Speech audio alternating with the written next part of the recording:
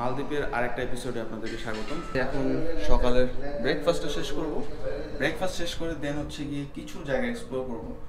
তো কোথায় কোথায় এক্সপ্লোর করব সেটা দেখার জন্য হাইওয়ে স্টোরের সাথেই থাকুন, আর ভিডিও শেষ পর্যন্ত দেখবেন। আরও এক্সাইটিং কিছু আসতেছে, কারণ আগামীকাল শ্রীলঙ্কা যাচ্ছি। তো আগে নাস্তাটা করি, দেন দেখা হচ্ছে। বাড়ির পাশের এত সুন্দর সুইমিং পুল রাইখে আমরা গেছিলাম সেই মাফুসি। এই জায়গাটা আরও বেশি সুন্দর। মক্কার মানুষ হজ পায় না, এরকম হয়েছে। এই বিচের পাড়ে গতকালকে রাতে আমি হাঁটছি, এক বাঙালি ভাইয়ের সাথে আমার পরিচয় হয়েছে। তো উনি বললো যে এই জায়গাটায় নাকি ছোট ছোট শার্ক আসে, বাট মানুষ খায় না। মাঝে মধ্যে বড় শার্ক আসে, বাট ওইটা হচ্ছে গিয়ে এই যে পিছনে একটু দূরে দেখা যায়, বাট ওরা বেশি তীরে আসে না। তো সেক্ষেত্রে একটু রিস্কি, একটু দেখে শুনে নামতে হবে। মানে এখানে বলাই আছে হুলুমালের এই দিকটা, এখানে একটু শার্কের একটু আনাগোনা আছে।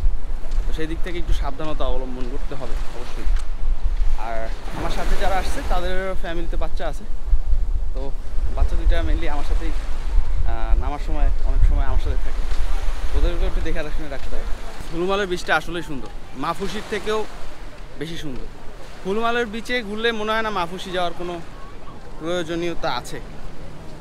আগে মাফুস যারা আসবেন, আগে যদি হুলুমালের বিচে আসেন, অবশ্যই হুলুমালের বিচটা পুরোপুরি এক্সপ্লোর করার পরে যদি আপনার মনে হয় যে না আপনার আরও কিছু দেখার আছে, সেক্ষেত্রে সেক্ষেত্রে আপনি মাফুসি বিচে যেতে পারেন বা অন্য আইল্যান্ড।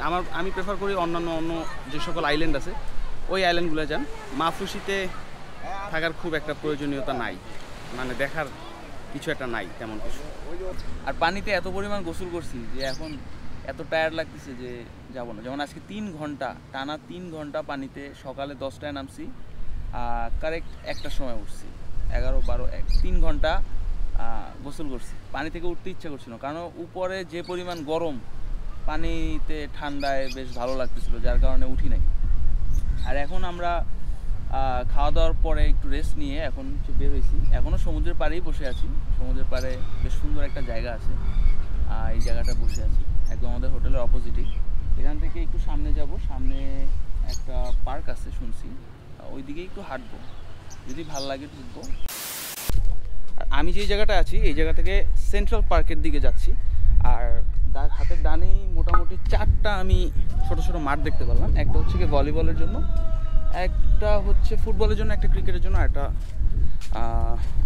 বাস্কেটবলের জন্য।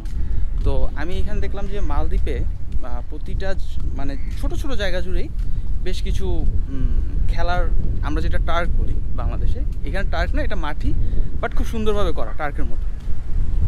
বাট এই দিকটা দেখলাম যে এদের কালচারে খেলাটাকে অনেক বেশি মানে ওরা প্রাধান্য দেয়। জিনিসটা খুব ভালো লাগছে। বাংলাদেশে তো বর্তমানে এগুলো দেখাই যায় না, মানে প্লেসও নাই খেলার জন্য, খেলাধুলার জন্য। মানে মাঠগুলো কেটে উল্টা ব্রিজ, বাসা বাড়ি এগুলো বানায় ফেলতেছে। আমি এখন যাচ্ছি সেন্ট্রাল পার্কের দিকে। তো সেন্ট্রাল পার্কটা একটু ঘুরে দেখবো, যেহেতু এইখানে আসছি। এখানে একটা ফেমাস পার্ক হচ্ছে কি সেন্ট্রাল পার্ক। তো সেন্ট্রাল পার্কটা ঘুরে না দেখলে আসলে শুধু বিচের পাড়ে বসে থাকলেই হবে না। তো এখান থেকে ওয়াকিং ডিস্টেন্স অলমোস্ট 10 মিনিটস। তো গরমের মধ্যে হাঁটতে বেশ বিরক্ত লাগতেছে, বাট একটু পায়ে হেঁটে যে কোনো জায়গায় একটু এক্সপ্লোর করার মজা আলাদা। তাতে অনেক কিছু দেখা যায় আশেপাশে। গাড়ির ভিতরে গেলে আসলে হুট করে এখান থেকে উঠবো, ওখানে নামাই দিবে, আশেপাশে দেখা যায় না।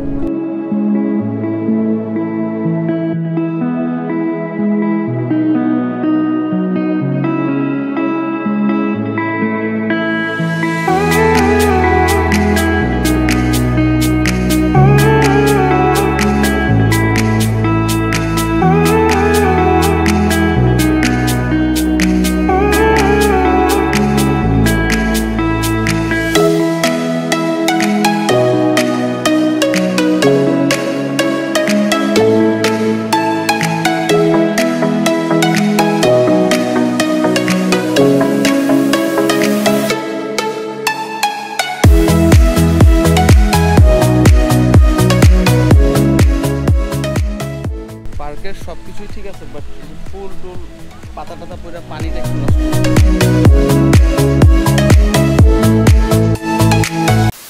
Everything was good until I made this sign.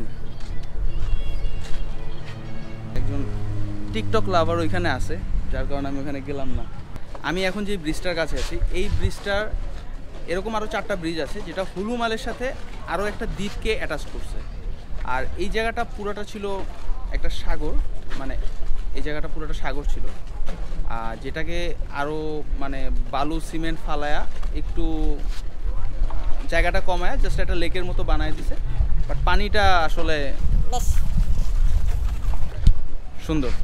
ওই পাশে এখান থেকে দেখা যাবে না ক্যামেরা যদিও, ওই পাশে কিছু প্রাইভেট যেগুলো বলে যে ইয়ার্ড হোয়াটএভার, যেটাই হোক ওগুলো কিছু আছে যে প্রাইভেট যাদের একটু টাকা পয়সা আলা তারা ওইখান থেকে আসলে তাদের বোটগুলো রান করে। আর আমি ভিডিওটা আজকে বেশি একটা বড় করতেছি না, মালদ্বীপের এপিসোড এখানেই শেষ করতেছি, কারণ কি শ্রীলঙ্কার একটা আলাদা এপিসোড হবে যেটা এখানে অ্যাড করতে গেলে ভিডিওটা অনেক বেশি বড় হয়ে যায়। তো আজকে এখানেই শেষ করতেছি। সবাই ভালো থাকবেন, সুস্থ থাকবেন, and keep watching and keep supporting the highway story.